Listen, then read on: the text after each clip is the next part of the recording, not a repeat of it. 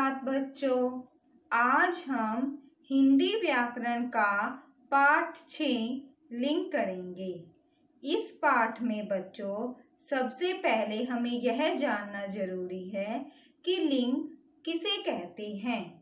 जो शब्द किसी भी वस्तु, व्यक्ति, प्राणी आदि का स्त्री या पुरुष होने का बोध कराते हैं उन्हें हम लिंग कहते हैं। लिंग दो प्रकार के होते हैं, पुल्लिंग और स्त्रीलिंग। जैसे माता पिता। माता बच्चों स्त्रीलिंग है क्योंकि माता हमें स्त्री जाति का बोध कराती है, और पिता पुल्लिंग है क्योंकि वो हमें पुरुष जाति का बोध कराते हैं। आओ बच्चों हम इस पाठ में आज यही सीखेंगे कि पुल्लिंग और स्त्रीलिंग क्या होते हैं, कि कौन से शब्द हैं जो हमें पुरुष जाति का बोध कराते हैं और कौन से शब्द हैं जो हमें स्त्री जाति का बोध कराते हैं। आओ बच्चों हम इस पाठ को पढ़ते हैं। आज हम करेंगे लिंग। लिंग की परिभाषा। संज्ञा का वह रूप जिससे हमें किसी भी व्यक्ति, जीव या वस्तु आदि की जाति का पता चले, वे शब्द लिंग कहलाते हैं। हाँ बच्चों, संज्ञा का वह रूप कि संज्ञा का वह नाम जिससे हमें किसी भी व्यक्ति, जीव, वस्तु आदि की जाति का बोध हो, उसे हम लिंग कहते हैं। इससे यह पता चलता है कि वह पुरुष जाति का है या स्त्री जाति का है। ओके बच्चों, पुरुष जाति जैसे बकरा, मोर, मोहन, लड़का, हाथी, शेर, घोड़ा, कुत्ता, पांडा, मोहन, सोहन, मानव, चूहा आदि। स्त्री जाति जैसे मोरनी, लड़की, हथिनी, शेरनी, घोड़ी, चूहिया, भैंस, गाय, राधा, मीना, महिला, बकरी, कबूतरी आदि।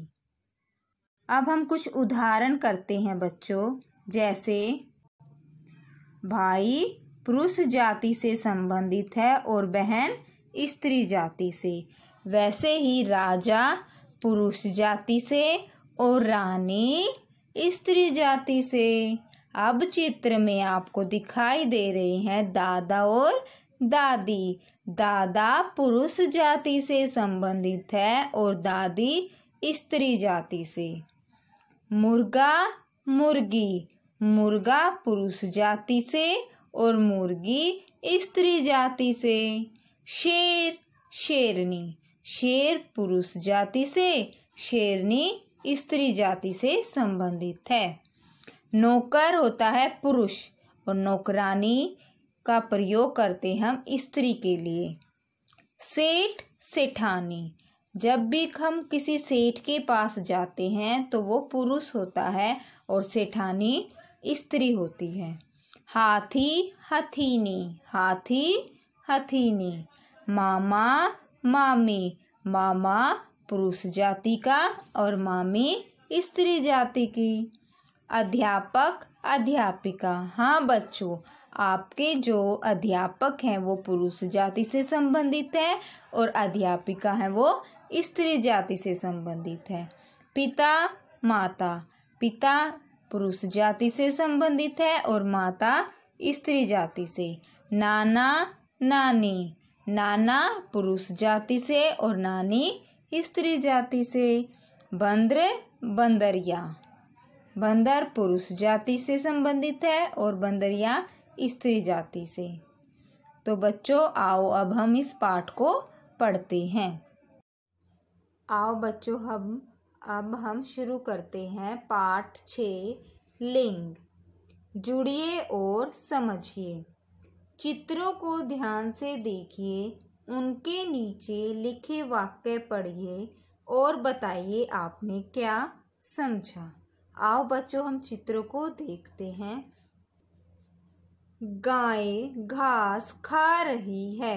हाँ बच्चों, यहाँ एक गाय का चित्र दिया गया है जिसमें यह दिखाया गया है कि वह घास खा रही है। इधर बैल घास खा रहा है। बैल घास खा रहा है। यहाँ पे बैल का चित्र दिया गया है और वो घास खा रहा है। गाय घास खा रही है और बैल घास खा रहा है। आगे चित्र में लड़की हंस रही है। लड़की, हाँ बच्चों, लड़की हंस रही है। लड़का हंस रहा है। लड़का हंस रहा है। बच्चों, ऊपर दिए वाक्यों में बैल तथा लड़का शब्द पुरुष जाति के हैं और गाय और लड़की शब्द स्त्री जाति के हैं। बच्चों, जिन शब्दों से स्त्री या पुरुष जाति के होने का पता चले वे लिंग कहलाते हैं। वे क्या कहलाते हैं बच्चों?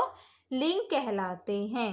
लिंग दो प्रकार के होते हैं, पुल्लिंग और स्त्रीलिंग। पुल्लिंग वो जो पुरुष जाति का बोध कराते हैं, पुरुष जाति का बोध कराते हैं। स्त्रीलिंग जो स्त्री जाति का बोध कराते हैं। आओ बच्चों हम कुछ पुल्लिंग और स्त्रीलिंग के उदाहरण करते हैं। जैसे लड़का लड़की, ऊंट ऊंटनी, दादा दादी, शेर शेरनी, मौसा मौसी, मोर मोरनी। इनमें बच्चों लड़का, दादा, मौसा ये सभी पुल्लिंग शब्द हैं। ऊंट, शेर, मोर ये सभी पुल्लिंग शब्द हैं। लड़की, दादी, मौसी, ऊंटनी, शेरनी, मोरनी ये सभी स्त्रीलिंग है क्योंकि ये स्त्री जाति का बोध करा रहे हैं। मामा मामी, राजा रानी, बेटा बेटी, पुत्र पुत्री। ऐसे ही माली मालिन, धोबी धोबिन, हाथी हथीनी। आगे है पुत्र पुत्री, घोड़ा घोड़ी, घोड़ा घोड़ी। इधर है चूहा चूहिया, पिता माता, मुर्गा मुर्गी, बकरा बकरी, भाई बहन, गुड्डा गुड़िया। हाँ बच्चों, ये थे हमारे कुछ उदाहरण जो हमें पुरुष और स्त्री जाति का बोध करा। आओ दोहराएं। जिन शब्दों से स्त्री या पुरुष जाति के होने का पता चले उन्हें हम लिंग कहते हैं। लिंग दो प्रकार के हैं, पुल्लिंग और स्त्रीलिंग। आओ बच्चों अब हम इसका अभ्यास करते हैं।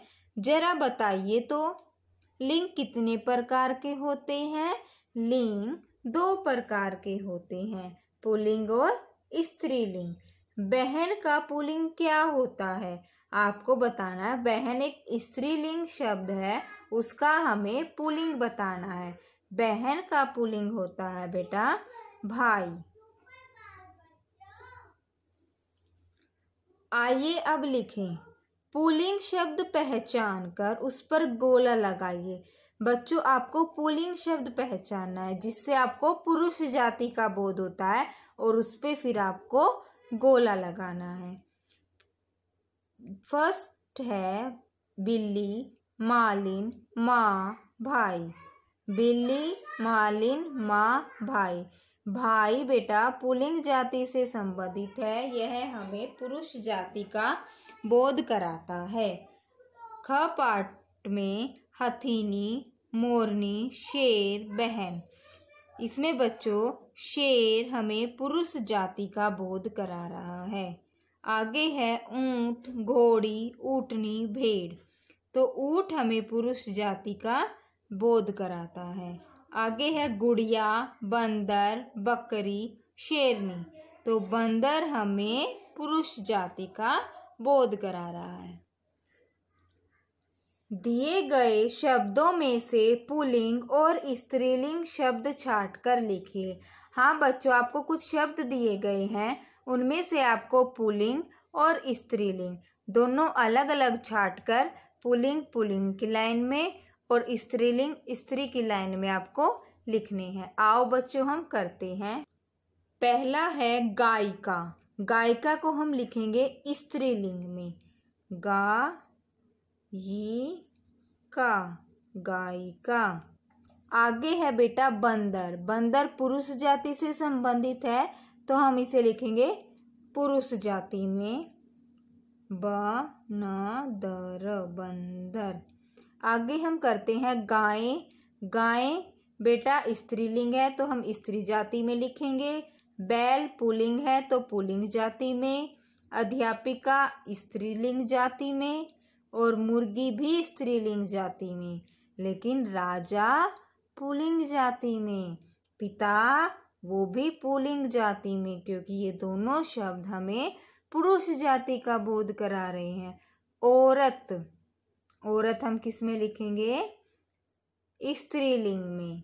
और बच्चा पुल्लिंग में। अच्छा बच्चों, अब हम करते हैं। हाँ बच्चों, हमें ये ऐसे लिखने हैं। अब है बेटा चित्र देखिए और लिंग बदल कर लिखिए। आपको चित्र देखना है और उसका लिंग बदल कर लिखना है। पहला चित्र है शेर का, तो आपको क्या करना है? शेर लिखा हुआ है, उसका हमें लिंग बदलना है। शेर शेरनी, शेर शेरनी। चूहिया चूहा, यहाँ क्या बनेगा? चूहा। चूहे का क्या होता है? चूहिया। सेठ, ये कौन बैठी है बेटा? सेठानी। हाँ, सेठानी। आगे बेटा ये मोर का चित्र है, मोरनी का मोर। हमें लिंग बदलना है। माली, ये कौन है? मालिन। आगे बच्चों राजा रानी, राजा रानी। तो बच्चों हमने इस पाठ में क्या सीखा? लिंग के बारे में। तो बच्चों आपको क्या करना है? आपको इसका जो अभ्यास है इसको बार बार दोहराना है और इसको याद करना है। आशा है बच्चों आपको यह पाठ समझ में आ गया होगा। आपसे यही विनती है कि आप इस पाठ को 2 बार दोहराएं और अच्छे से इसको याद करें। धन्यवाद।